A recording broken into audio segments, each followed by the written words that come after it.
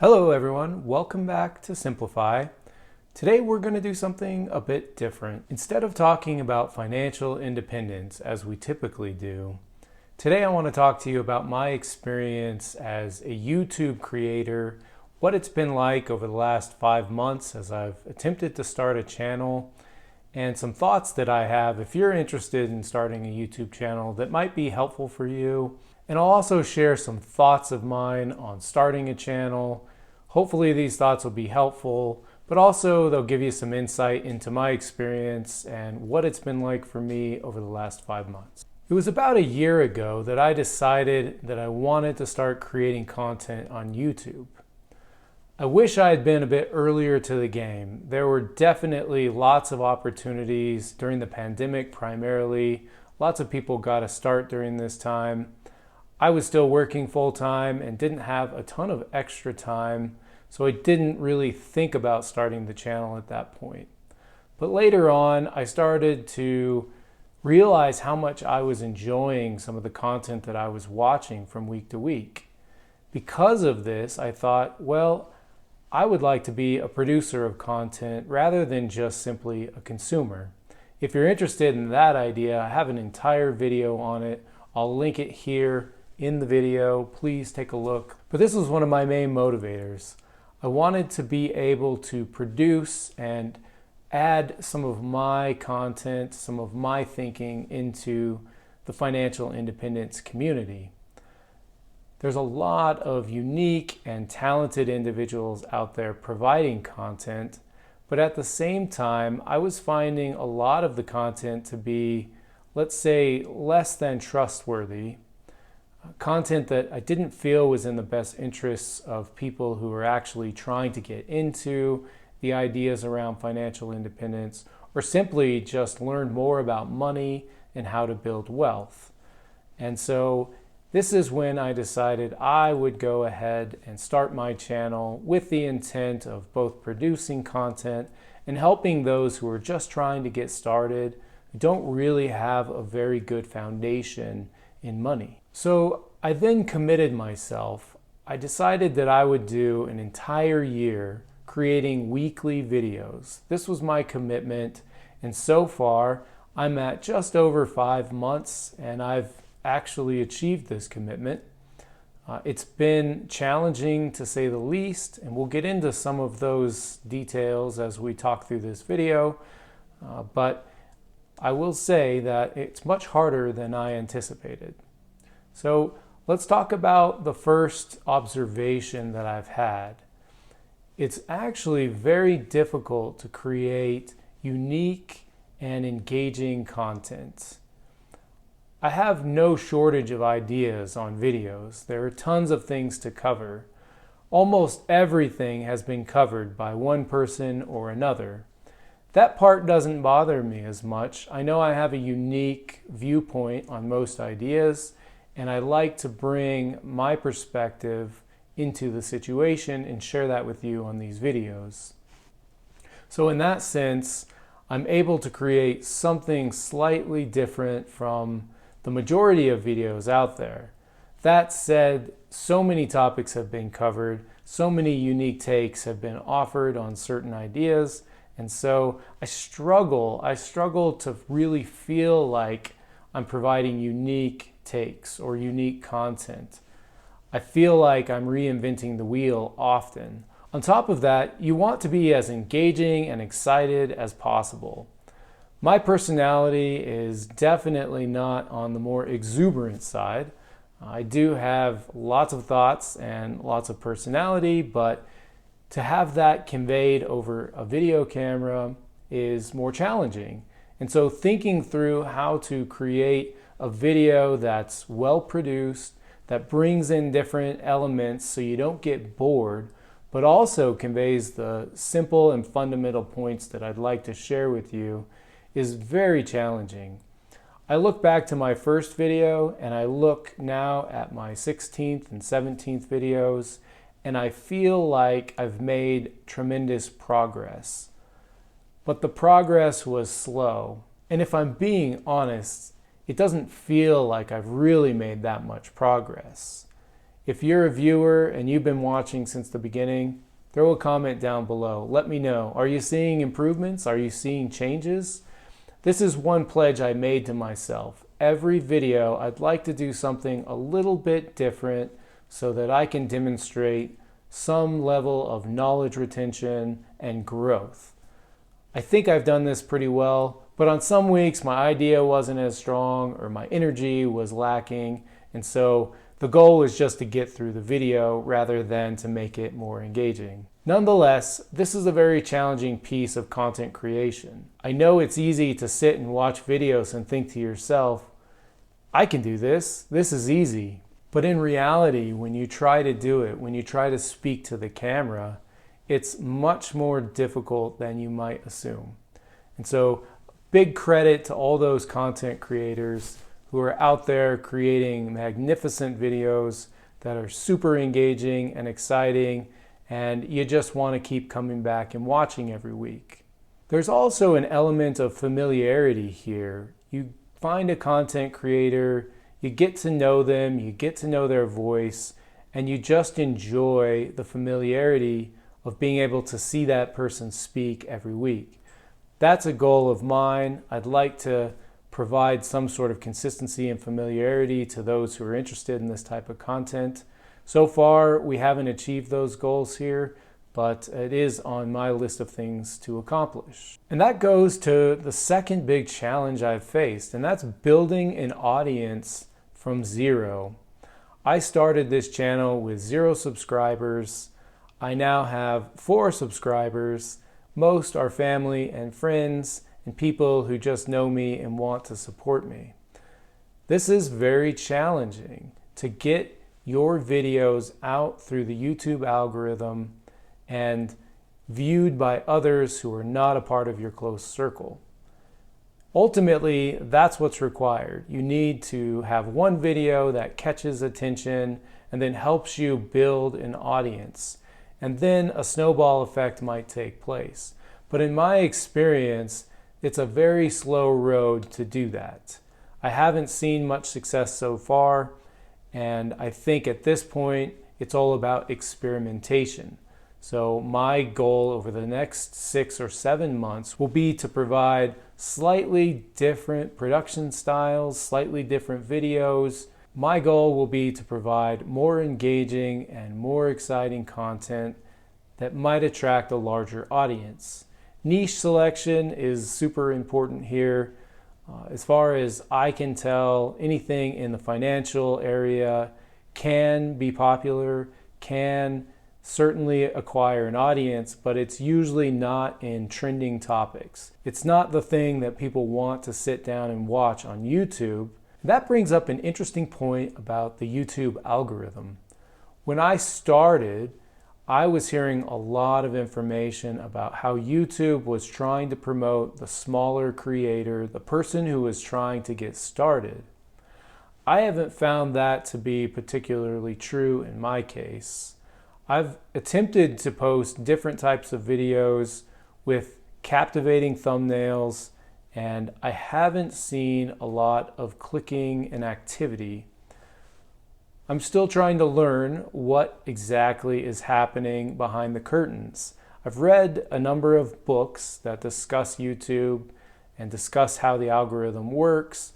I think there's a lot of mystery still involved in this particular issue.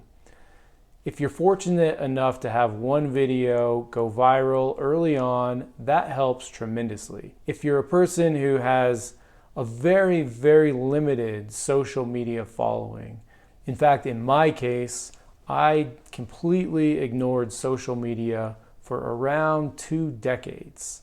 I didn't have any friends. I didn't engage on Facebook. I still don't have a TikTok account or an Instagram account. I'm finding that this is likely a shortcoming and something that I need to work on. If I want to attract a wider audience, it's smart to engage multiple platforms to drive them to YouTube.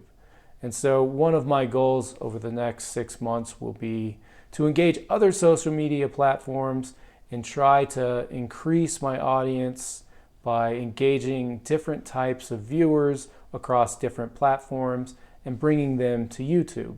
So I'll plan to report back around the year mark as to whether or not I'm successful in incorporating these other social media platforms. But my guess is that this is a smart move to start figuring out how to win with the YouTube algorithm and developing an audience. Ultimately, all of this is driving toward the goal of becoming monetized, which I am nowhere near after 5 months of work. I'm hopeful that this can happen within a year, but perhaps it's more realistic to be thinking around 2 to 3 years at the pace I'm currently growing. And that brings me to one of the most challenging things about becoming a YouTube content creator, and that is the challenge of editing and production. I spent a lot of time at the beginning just thinking through the different options. What are the different types of editors available to me? What ecosystem should I invest in and learn? And then how should I be thinking about the amount of time I'm spending in production versus recording videos versus preparing? I'll say up front that the more preparation I do every week, the easier all of these things go, except for editing. Editing and production always takes me a long time, no matter what. And if you look at any of my previous videos, you'll notice there's not a lot of fancy editing happening here. This is just very basic editing. Title screens, in and out, transitions, timeline captures, just very simple things that make the video slightly more enjoyable. It still takes me at least 3 hours per video to edit. I'm hopeful that I'll improve in this area over the next year. I certainly have, over the last 5 months, gotten much better. For those of you wondering, I started my editing journey with CapCut. This is an app that's super easy to use, but I found myself questioning a lot of the things that I was pulling from the app. Some of the music that's offered, some of the images that's offered. I wasn't really excited about potentially having a copyright infringement, and so I didn't trust ultimately CapCut to be the best editor for me. Although it was very simple, it made my life super easy. I could actually edit a video on my phone if I needed to. I decided to move away from that after my first video. Ultimately, I decided to use DaVinci Resolve. This is a free software program. There are paid versions of DaVinci Resolve. So once you have a need for more and more capability, you can certainly pay for part of DaVinci Resolve that you're not offered for free. In my case, I'm nowhere near needing those tools. I can barely manage with the free tools, and I'm learning new things every time I jump into the software. Now, a word of caution, it's really easy to learn a few tips, a few tricks, and then stick with what you know, to not deviate, to not learn. But I've found that the more time I spend learning and bringing on new tools, the more my videos improve from week to week. So if you're thinking about finding a particular software for editing, look for something that suits your needs, but make sure to devote enough time to learning how the software works and what types of tools are available. There are great tutorials on YouTube, as a matter of fact. That's where I did most of my learning, and now I'm able to explore on my own as I edit videos and try to improve from week to week. This is something ultimately I know I don't want to spend my time doing.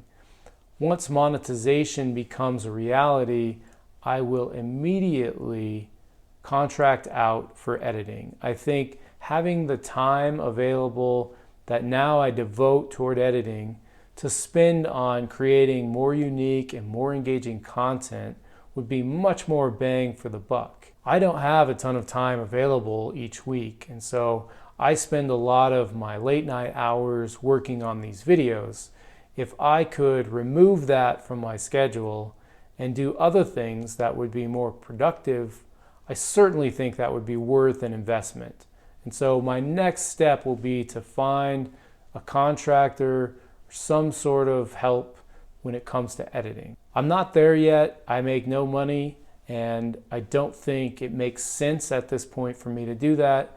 I also think it's important to learn about editing, how hard the process is, so that you know when you're engaging with somebody else, a contractor to help you with this work, that you can explain what you want, that you can empathize with how difficult the task is, and that you value their time and effort. And so when you have to spend money for editing, it feels like it's a good investment, because it's usually not a very cheap endeavor to bring someone on for the editing process. And I think the final observation I'll share with you all is this idea around staying motivated and consistent with the content.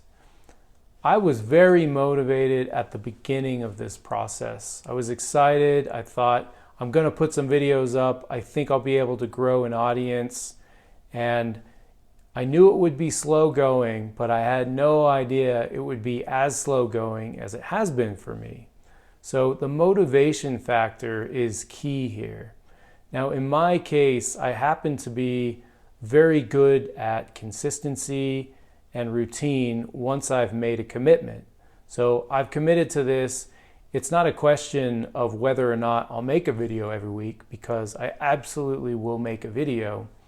The motivation comes in when I'm thinking about how I can improve, how much time I'm willing to spend toward making my videos more exciting and more engaging. This part I struggle with on a week-to-week basis. Some weeks I come in very energized and excited. Other weeks, it's a very challenging task to go and make this video. I record every Sunday, and so I start in the morning, and my goal is to be done by noon. That's challenging for me because there are all sorts of competing activities that I'd like to do on a Sunday morning. I enjoy being outside, exercising, road biking, mountain biking, running. Any of those things sound more appealing than sitting in front of a camera and making a video. I think as my audience grows, this will change a bit. But right now, I don't have a consistent audience. So I make videos 100% for me. That's why I'm here. I'm doing this as a challenge. I'm doing this because it's good for me, and it's something I've decided to try and I've committed to. I certainly hope in the long run that I'll build an audience and I'll have a following. But if that doesn't happen, that's okay.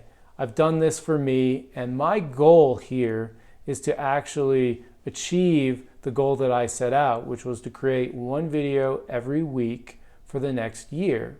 If I achieve that and I have no followers, I still feel like I've won. I have another video in the past that talks about winning and gambling with fantasy football. And one of the points I make in that video is really simple, that you win and lose based upon how you define your goal. In my case, the goal is simple. It's just to meet the objective. It's to do the things that I promised myself I would do.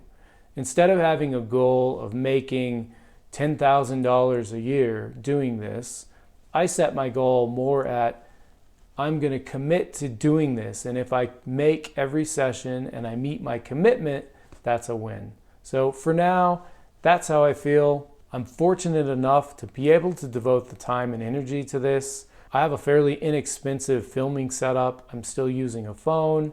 I do have some other features. I have a tripod, I have a light, but I decided not to invest heavily early on. I think most of my time is better spent focusing on creating more engaging content, learning more about editing, and then ultimately figuring out how to crack the YouTube algorithm. Because to build an audience is a challenging thing, and that's something that I need to spend more time thinking through.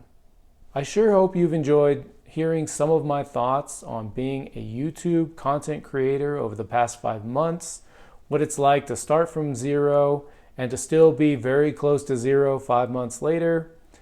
For all of you who are doing the same thing, I would like to share some encouragement. I'm still very excited when it comes down to it to be here. I feel fortunate to have this opportunity, and I absolutely am committed to continuing down this path of making videos and creating financial independence content for a wider community. So if you've made it this far in the video, you know I'm going to ask you to please subscribe to the channel. We're trying to grow, and it really helps if you are interested in this type of content or enjoyed what I had to say today. I would really appreciate a subscribe and a like. You can also throw a comment down below. Tell me about your struggles being a content creator, or provide some feedback on my videos and how you think I can improve. I would greatly appreciate any and all of those things. Next week, we'll get back to our traditional content. We'll have another financial independence video for you. Have a great week. Take care.